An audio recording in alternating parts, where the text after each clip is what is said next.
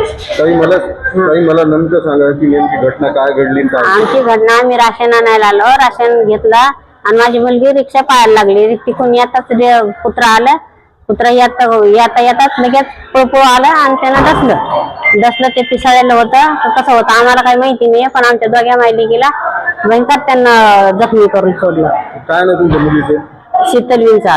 मी पार्वती विंचा आहे.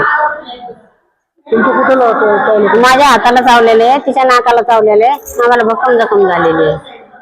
कुत्रे ज्यावेळेस चावत तुम्ही ते नेमकं एवढ्या हाताला जखम कसं लागली?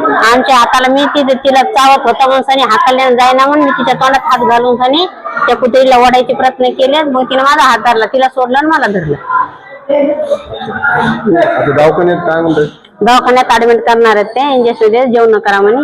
लगेच इंजेक्शन ट्रीटमेंट सुरू करू. मला सांगा नेमकं काय झाले आणि काय तुम्ही जिल्हा सामान्य रुग्णालयात काय झालं? मी जमुनानगर मध्ये राहते. जमुनानगर मध्ये राशनचं दुकान आहे. राशन दुकानामध्ये हे राशन घ्यायला आलेलं तिथे, पण अचानकच पिसाळा कुत्रा आले. हे राशन घेताना आणि याला पायाला पकडल्याच्या नंतर खाली पडलं. तिच्या नाकाला चावलं, म्हणजे खालीच पाडलेलं. आणि नंतर मग तिची मम्मीनं कुत्र्याच्या तोंडामध्ये हात घातला आणि त्या कुत्र्याला बाहेर पाडलं.